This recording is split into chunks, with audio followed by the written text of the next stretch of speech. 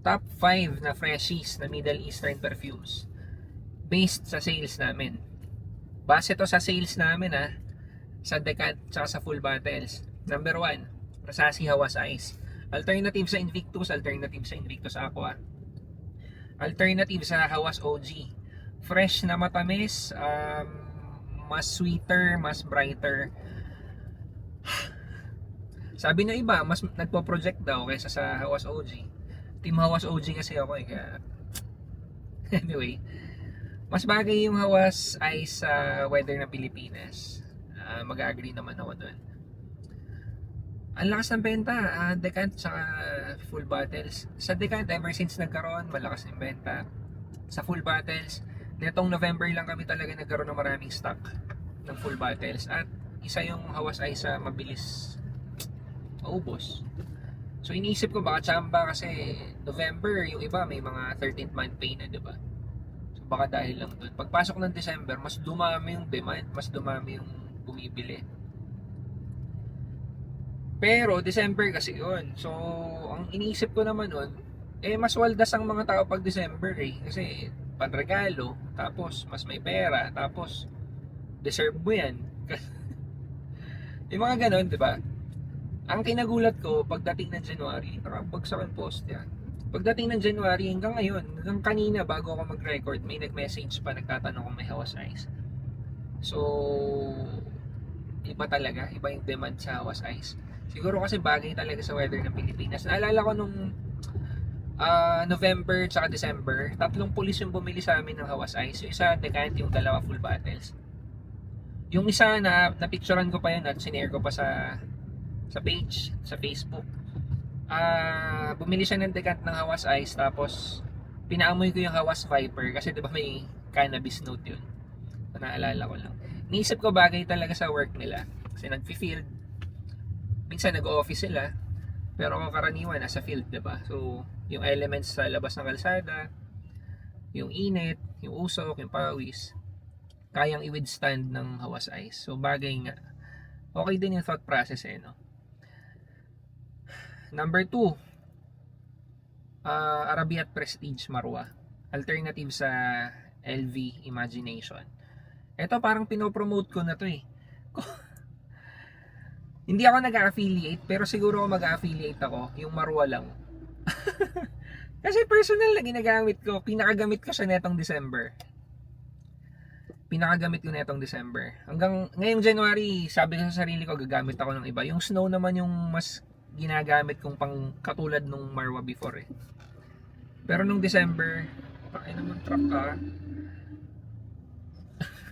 Natatakot ako sa malalaking truck na mabilis Pero nung December, yung Marwa talaga yung pinakagamit ko. Hindi ako naging fan ng LV agad, ng LV Imagination agad. Bumili ako ng Decant yun Naamoy ko na rin sa store. Pero nung naamoy ko yung iba't ibang Imagination alternatives, yung Marwa hindi rin nga ako na in love agad Pero after using it for ilang beses, siguro 2-3 na full wear, na in love ako. Tas sobrang, parang yun nga, sabi ko parang pinopromote ko na pero hindi, ginagamit ko talaga mixture ng citrus tsaka ng spices. May tea, may ambroxan, pero sa madaling salita, may malinis lang siya Nakakatuwa kaninang umaga, etong damit na to galing sa laundry, bagong laundry na basket. So kinuha ko, kakukuha ko lang kasi nung bagong laundry namin kahapon. So kinuha ko, tapos sabi ko, familiar yung amoy. Yung Marwa yung naiisip ko. Di ba sinasabi ko nga sa Marwa, amoy, pwede mo sabihin amoy bagong ligo or amoy malinis lang or amoy malinis na sabon. So nare-relate ko na yung amoy malinis talaga sa kanya kasi nalalanghap ko to kanina. Hindi ko naman inamoy ng dikitan, pero nalalanghap ko kanina bago ko suotin. Yung Marwa yung naiisip ko. So natutuwa lang ako kasi ultimate compliment talaga for me is pag sinabihan ka na amoy bagong ligo or amoy malinis. Yun, hindi naman ako na-compliment pero yun yung pumasok sa isip ko, amoy malinis, Marwa. So, wala. Weird ba? Ang lakas ng benta sa decant, ang lakas ng benta sa full bottles. Hindi siya level ng Hawas Ice, pero ay puta. Pero mataas na level pa rin. Mas pricey yung Marwa kaysa sa Hawas Ice. So understandable na dapat mas konti yung maghanap dito kasi syempre budget ng mga tao. Pero yun. Tsaka okay pag-usapan natin to. Performance ng Marwa, huwag kayo masyado mag-expect. Hindi super ganda ng performance ng Marwa. Nagtataka ako pag may nagme-message sa akin na sinasabi, hindi pala beast mode yung Marwa. Kasi ako never ko sinabing beast mode ang Marwa. Never ko nga sinabing magandang performance ng Marwa. Parang consistent ako na sinasabi ko, gustong gusto ko yung amoy ng Marwa, pero nabibitin ako sa performance. May isang pagkakataon lang na dinocument ko, ginawa ko ng video. Yung nag-basketball ako sa Capital 8 sa Pasig. May nagpipikal ball pa, dalawa pa lang kami ng isang basketball ko na nandun. Yun.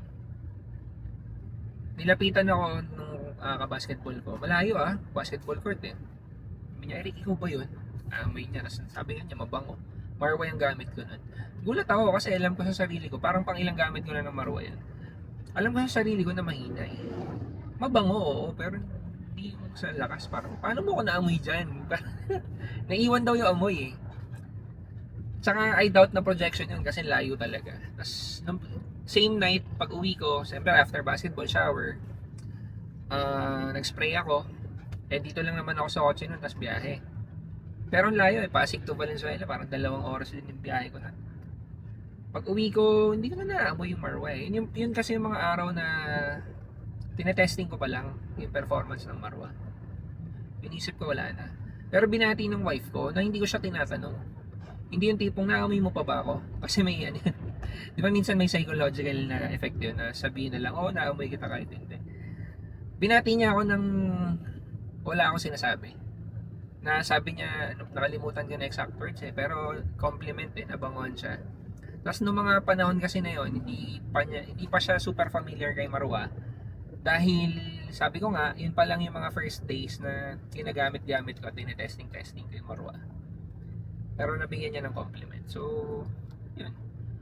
Naisip ko noon, hindi ko na naamoy pero naamoy niya. So para siyang now you see me, now you don't. Pero itong pabango, now you smell me, now you don't. Now you smell me ulit. Baka na nose fatigue lang ako. Pero mag-stick pa rin ako dun sa sinasabi ko, hindi maganda yung performance ng Marwa. Gusto ko yung Marwa for the scent. Pero sa performance, tanggap ko. Yun yung limitation niya. Punta ako sa number 3. Ito yung solusyon kung issue rin sa'yo yung performance ng Marwa. Rasasi Hawas Cobra. Ang lakas din ng sales. Decant saka full bottles. Ito yung nakakatuwa. Hindi ko na kung yung Marwa parang pinopromote ko na. Kasi puring-puri ko lagi. Yung Cobra, nami-mention ko lang pero hindi naalala ko sinabi ko na to dati na hindi yung Cobra hindi ito yung tipong dadamputin ko kung may Marwa parang ganun. Pero ang lakas pa rin ng sales sa amin. So nakakatuwa lang kasi pangit din kasi kung yung mga nanonood ay sinabi ni Eric, sinabi ni Pocket Sense mabango yun niya lang yung bibiling ko. Hindi, so ang nag-iisip din talaga yung audience na nakakatuwa kasi magkakaiba tayo ng sobrang subjective magkakaiba tayo ng preferences. Pareho yung ginagaya ng Marwa tsaka ng Cobra pero ang laki ng difference nila. Iba talaga sa opening may ang lakas ng sipa ng Cobra. Part yun ng pagiging malakas ng performance niya, pagiging long lasting niya, pagiging malakas ng projection niya. Too spicy for me yung Cobra kung in comparison sa Marwa. Pero for other people, mas gusto nila yung Cobra. Maybe because of the performance, maybe because of the scent, maybe because of both. Pero yun. Ang lakas tsaka ito pa, i-add ko lang. Feeling ko, kaya ko lang nailagay sa number 2 si Marwa. Mas marami kaming stocks ng Marwa kaysa sa Cobra. Eto hindi na, nag-assume na lang ako dito kasi nga hindi ko naman ma-prove pero yun yung assumption ko. Kung siguro kung madami yung Cobra namin, baka nasa number 2 siya na itong listahan. Kasi based sa sales namin to, di ba? Yun. Mas mura din kasi ang Cobra. aminin na natin, maraming Pilipino ang, ay, puno yung kakainan ko. Puno ng kotsi. Marami sa ating mga Pilipino, or at least sa market na kinikater namin, naghahanap ng mas sulit. Ano yung sulit? May magandang performance na mas mura. So dito, yung Cobra nagfo-fall.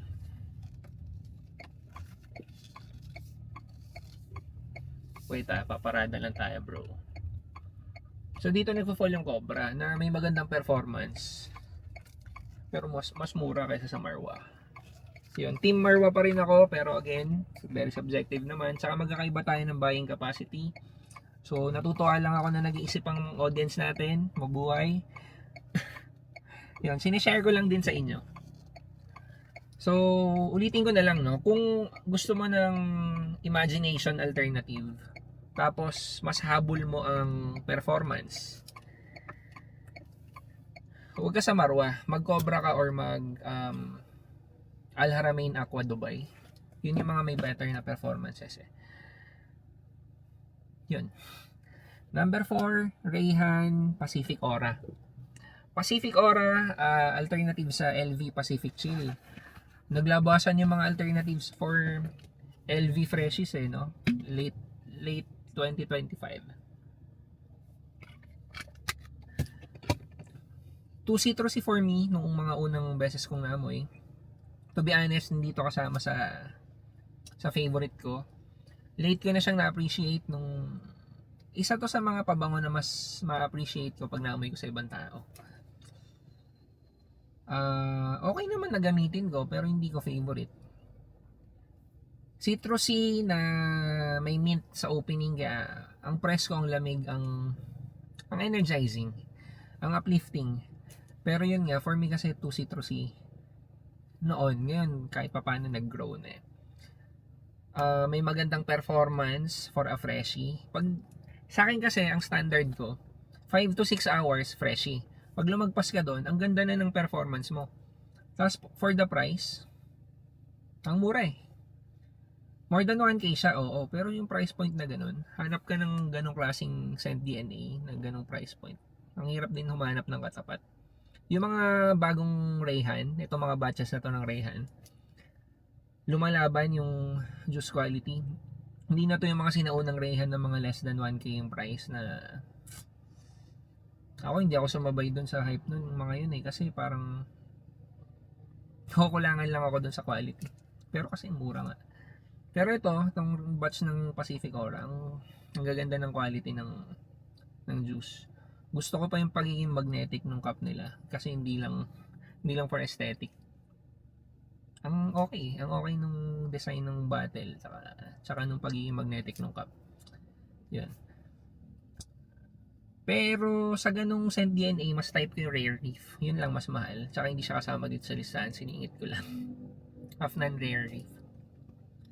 Number 5 sa listahan, Cadlange Island Dreams. Alternative sa Symphony, LV Symphony. Ito talaga yung naasiman ako. Makikita nyo naman to, recorded to, uploaded to. Sinabi ko, nagtataka ako bakit hype? Bakit ang daming naghahanap, daming bumibili? Kasi sa akin naaasiman talaga ako. Citrus heavy siya, kaya hindi asim na parang hindi asim na pangit. Citrus heavy siya, freshy, pero yun nga, siguro sa tolerance ko, naasiman talaga ako eh. hindi katulad nung Pacific Aura, hindi siya kasama sa mga favorite ko. Actually, dito sa mga full bottles namin, karamihan dito sa full bottles namin, mga ginagamit ko, mga kasama sa favorite ko. Itong Island Dreams, ito yung hindi kasama sa favorite ko, pero hindi, pangit naman ako sasabihin ko, napilitan lang. Pero nilagay ko siya nagkuha ko ng full bottles nito kasi madami naghahanap, may demand. Sabi ko nga, di ba, sobrang subjective ng sense of smell. Kumbaga ito, kailangan ko maglagay kasi mabenta eh. Madaming tao talaga yung naghahanap at gumagamit. To be fair, mas na-appreciate yung amoy niya pagka malayo. Saka sa dry down. Gusto ko yung dry down ng Island Dreams. Masyadong citrusy lang for me sa opening. Kung yung Reyhan Pacific Aura, binati ko yung performance. Mas kabati-bati ang performance ng Island Dreams kasi better. For a freshie, yung performance na ito matindi. Pero hindi ko sinasabing beast mode. For a freshie, lagpas siya doon sa sinasabi kong 5 to 6 eh. Tapos may magandang projection for the first hour. Ano sasabihin ko? Sulit siya for the price. Reasonable for the price. Hindi ko alam kung may magandang kung may magandang symphony alternative na bukod dito. Saka wala akong symphony. Yun lang. Lagay nyo sa comment section kung meron kayong kahit alin dito or kung may recommendation kayo na better sa kahit alin dito dun sa price point nila. Kasi maraming nanonood para magbasa lang ng comment para tignan kung yung additional input ba, yung additional knowledge galing sa mga ibang naka-experience. So, sa akin better kapag nag-share ka ng experience mo, may matututong mga bago. Makakatulong kung ano yung pipiliin nilang pabango. Yun lang, maraming salamat.